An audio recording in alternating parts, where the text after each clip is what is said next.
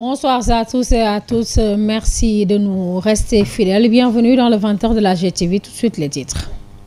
Au sommaire de cette édition, parlons de la visite à l'état-major de la Brigade nationale des sapeurs-pompiers. Le ministre de l'Intérieur, Maître Bamba Cissé, a promis un soutien renforcé pour la formation et le maillage du territoire. Il s'est dit satisfait de l'évolution positive de la BNSP, qu'il a qualifié de grand commandement militaire bien équipé et capable d'atteindre ses objectifs. Cette visite officielle, après sa nomination, lui a permis de se familiariser avec les services relevant de son ministère.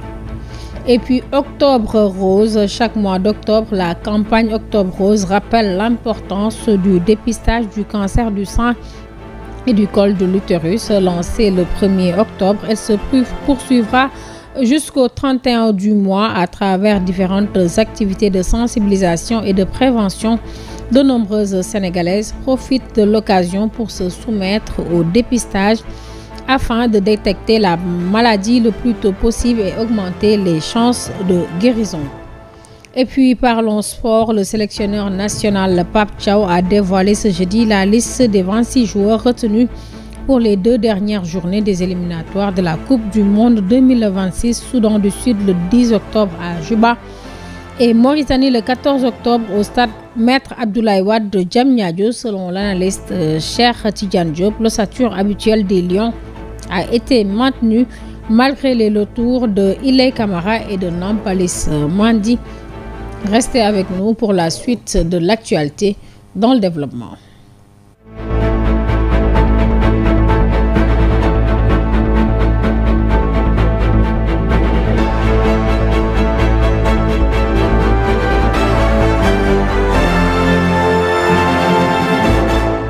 Merci de nous rester fidèles. Je vous l'annonçais en titre, en visite à l'état-major de la Brigade nationale des sapeurs-pompiers.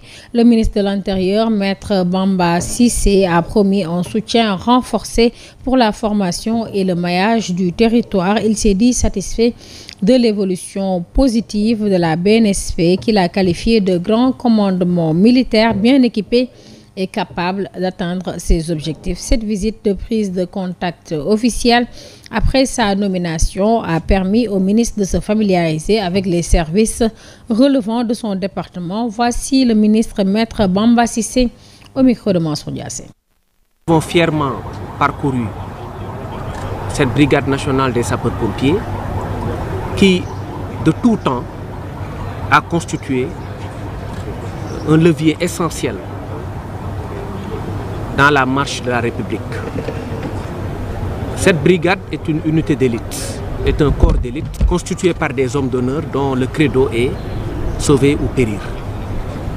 Et c'est ce credo qui renvoie à une certaine noblesse d'action et qui, pour moi, constitue un élément important qui nous pousse tous à leur apporter tout notre soutien. Je leur ai exprimé mon soutien, mon affection, et mon département fera tout pour davantage les doter de moyens d'action afin que les populations puissent se trouver dans une hypothèse simple qui me semble être un droit, c'est-à-dire l'égal accès de tous au secours. Et ça a été décliné par la politique de son Excellence, le président de la République, M. Bassirou Diomaye Diakhar Faye, également repris en cela par le Premier ministre Ousmane Sonko, dans le cadre de l'agenda national de transformation Sénégal 2050. Je suis fier de ces hommes et nous les accompagnerons, Inch'Allah, dans l'atteinte de leurs objectifs. Je vous l'annonce également en titre, chaque mois d'octobre, la campagne Octobre Rose rappelle l'importance du dépistage du cancer du sein et du col de l'utérus. Lancée ce 1er octobre, elle se poursuivra jusqu'au 31 du mois à travers différentes activités de sensibilisation et de prévention. De nombreuses Sénégalaises connaissent désormais cette initiative et profitent de l'occasion pour se soumettre au dépistage afin de détecter la maladie le plus tôt possible et augmenter les chances de guérison. Un reportage signé Amsatou Gano Serignan. Campagne d'Octobre Rose dont l'objectif principal est de sensibiliser les femmes à l'importance du dépistage précoce et de mobiliser des fonds pour la recherche contre le cancer a officiellement débuté le 1er octobre. C'est également une occasion pour de nombreux Sénégalais de bénéficier de dépistage gratuit du cancer du sein et du col de l'utérus. Les femmes doivent se faire dépister avant qu'il ne soit trop tard, lance une mère de famille du nom d'Anna Sarr. J'exhorte à toutes les femmes d'aller faire le dépistage puisque c'est gratuit. Il ne faut pas attendre que les choses soient trop tard pour dire que je vais aller faire le dépistage parce que c'est gratuit. Chaque année, le Sénégal enregistre plus de 12 000 nouveaux cas de cancer, avec environ 8 000 décès. Pour le cancer du sein en particulier, les chiffres restent alarmants. Près de 1800 nouveaux cas et 976 décès sont enregistrés chaque année, selon Fatmata Gonoun, présidente de la Ligue sénégalaise contre le cancer. Face à cette réalité, les femmes de Grand Yoff estiment que le dépistage précoce demeure le meilleur moyen de se protéger. Bon, je pense que le seul moyen pour échapper à ces types de cancers, c'est d'aller faire un dépistage pour qu'on puisse déterminer l'état dans lequel se trouve la personne et aussi qu'on arrive à savoir s'il a ou non le cancer pour qu'on puisse prendre les mesures. Bon, il y a de nombreuses personnes qui sont mortes et dont les proches ne savent pas les causes de leur décès. Peut-être que ces personnes-là vivaient avec une maladie sans pour autant le savoir. Pourtant, malgré la gratuité du dépistage du cancer du sein et du col de l'utérus, bon nombre de femmes hésitent encore à se faire diagnostiquer pour diverses raisons, allant de la peur à la stigmatisation. Les femmes qui n'acceptent pas d'aller se faire dépister, je pense que c'est la timidité même qui leur pousse à agir ainsi, ou bien c'est le manque de moyens. C'est la raison pour laquelle la plupart de ces femmes n'acceptent pas de se faire dépister. Je dirais que les femmes ont peur d'aller faire des dépistages parce qu'elles pensent que lorsqu'on va leur annoncer qu'elles ont le cancer, elles ont peur d'être stigmatisées ou bien même que la société leur porte un certain regard négatif.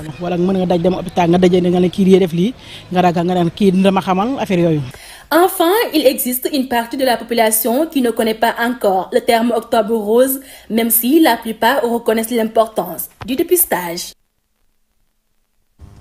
Et puis le réseau national des femmes travailleuses du Sénégal, RENAFES, entend renforcer l'autonomisation économique des femmes à travers l'économie sociale et solidaire.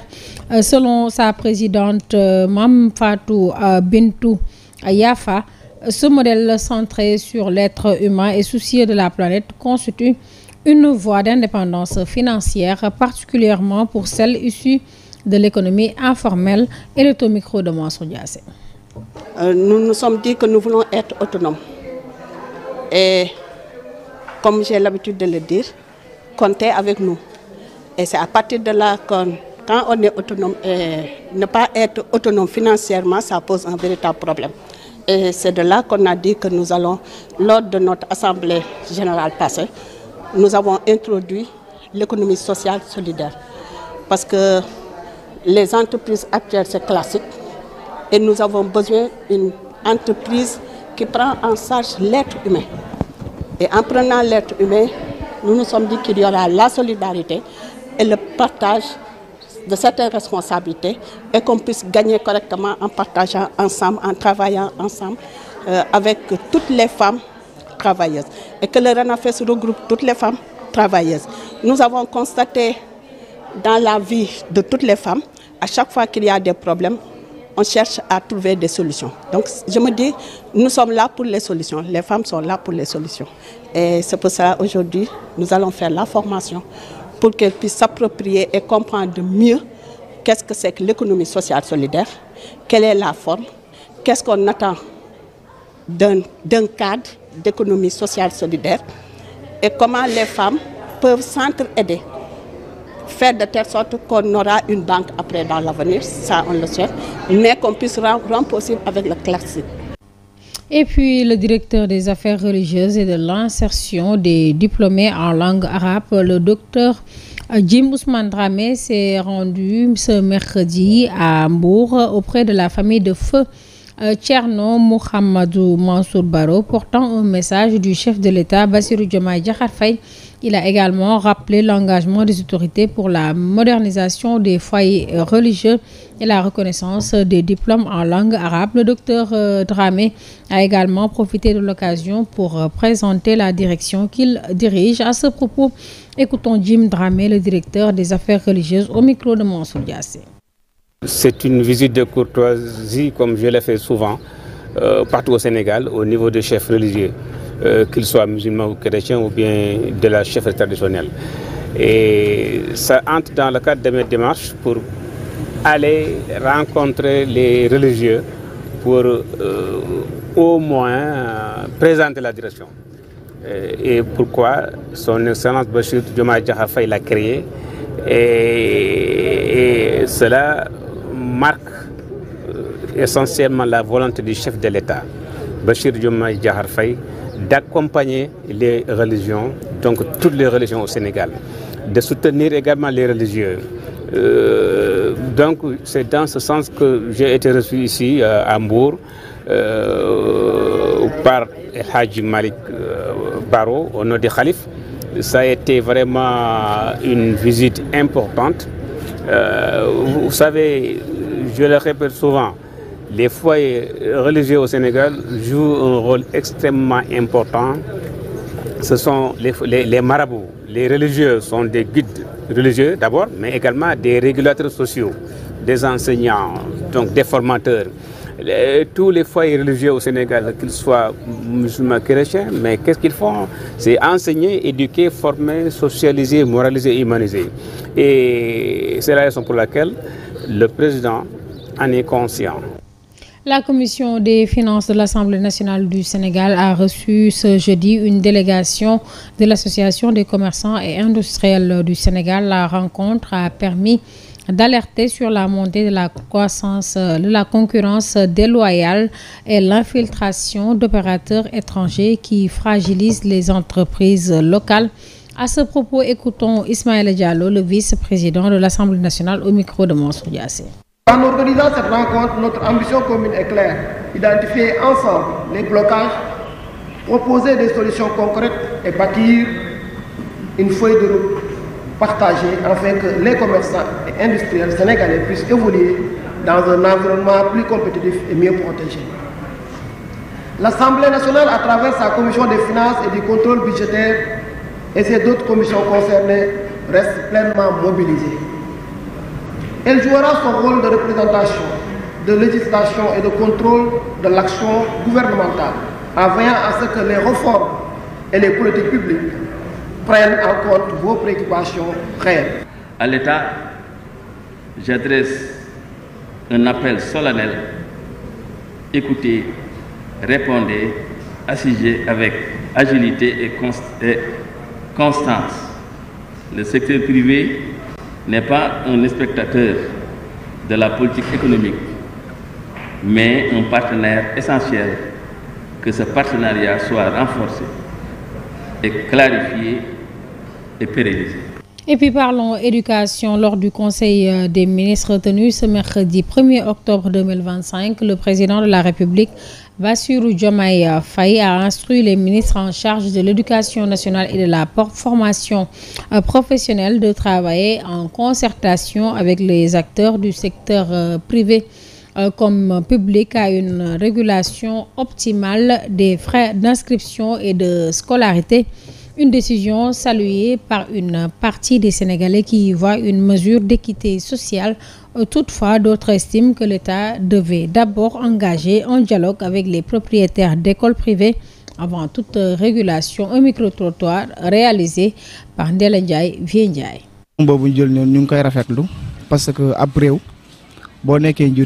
C'est une décision salutaire. En tant que chef de l'État, vous devez soulager votre population.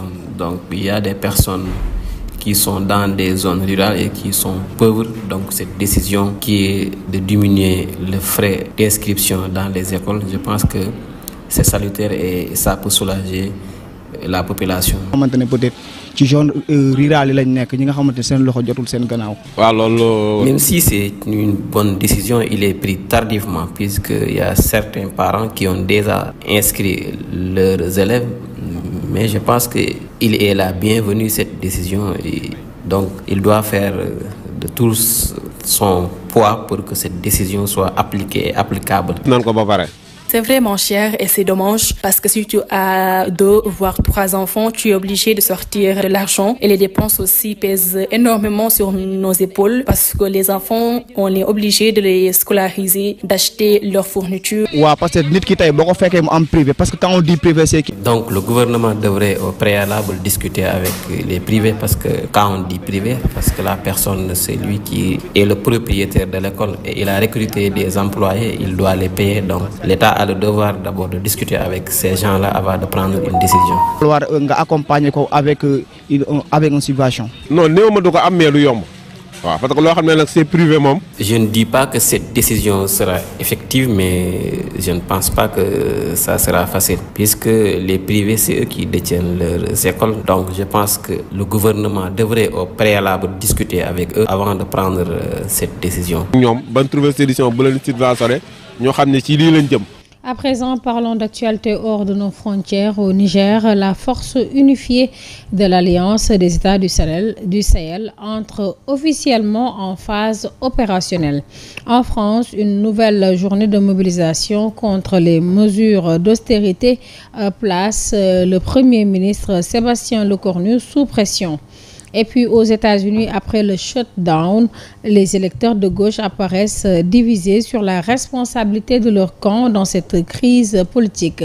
L'essentiel de l'actualité internationale avec Aïssa Touba.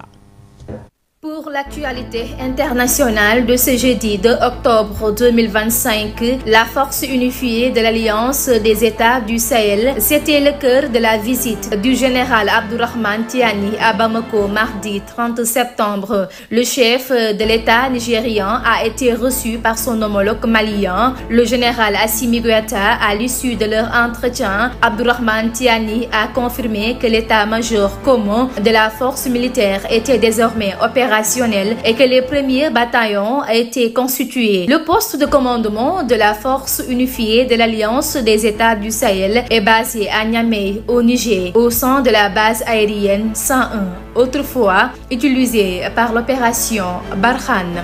Ensuite, en France, deuxième journée de mobilisation ce jeudi 2 octobre à l'appel de l'intersyndicale pour s'opposer à l'austérité budgétaire et demander plus de justice fiscale. Les syndicats veulent maintenir la pression sur le Premier ministre Sébastien Lecornu qui n'a toujours pas de gouvernement et cherche un compromis pour faire adopter son budget. La mobilisation s'annonce toutefois moins suivie que la précédente avec des taux de grévistes attendus en recul. En Moyen-Orient, le ministre israélien des Affaires étrangères a annoncé l'expulsion vers l'Europe des militants à bord des navires interceptés. Jeudi 2 octobre 2025, dans la matinée, 40 des quelques 45 navires avaient été interceptés ou semblaient en passe de l'être, selon le système de surveillance de la flottille. Cette dernière dénonce une attaque illégale contre des humanitaires non armés et appelle les gouvernements, les dirigeants mondiaux et les institutions internationales à exiger la sécurité et la libération de toutes les personnes à bord. Pour terminer, aux États-Unis, c'est le deuxième jour de la paralysie budgétaire. Ce shutdown est provoqué par le refus des démocrates de voter le budget provisoire. Ils exigeaient que les républicains reviennent sur des coupes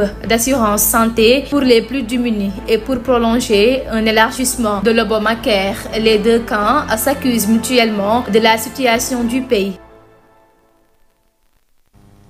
Parlons sport pour clore ce journal. Le sélectionneur Pape Thiaw a dévoilé ce jeudi la liste des 26 joueurs retenus pour disputer les 2 dernières journées des éliminatoires de la Coupe du Monde 2026. Soudan du Sud le 10 octobre à Djouba, avant de recevoir la Mauritanie le 14 octobre au stade Maître Abdoulaye Wade de Diamniadio. Selon le technicien formateur Cheikh Tidiane Diop, sans surprise, l'ossature habituelle des Lions a été maintenue malgré les retours de Ile Camara et de Nampalis Mandi, Cheikh Diop, que je vous propose d'écouter au micro d'Abdoulaye Dieye. La liste de Pape Thiaw, je vois qu'il n'y a aucun changement majeur. Il n'y a pas de chamboulement. C'est vrai, il y a des revenants tels que Lamine Camara de l'AS Berkane et le joueur de Watford, Nampalis Camara, qui est un habitué, un cadre même de l'équipe, voilà, qui était en manque de temps de jeu. Il n'avait plus de club en quittant Lens.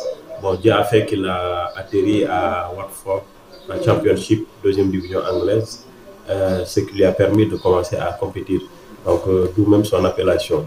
Mais ça a été facilité aussi à cause des blessures de Lamine Camara et d'Habib Diarra.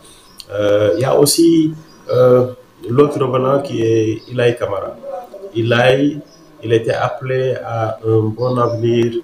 Il était attendu par le peuple sénégalais puisqu'il est venu même en même temps que Assane Diao.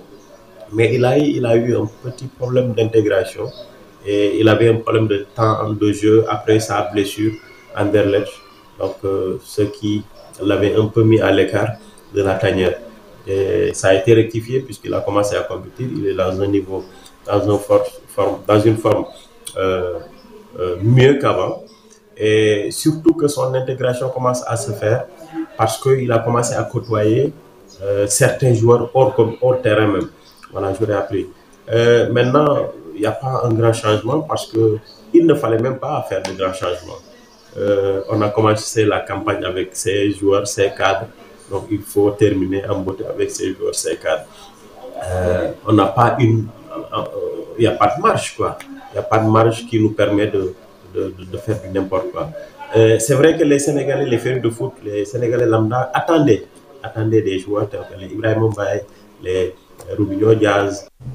Voilà, c'était tout. C'est cet élément qui met fin à cette principale édition du soir. Merci de l'avoir suivi. Mesdames et messieurs, bonne suite des programmes sur Global Télévision. Bonsoir.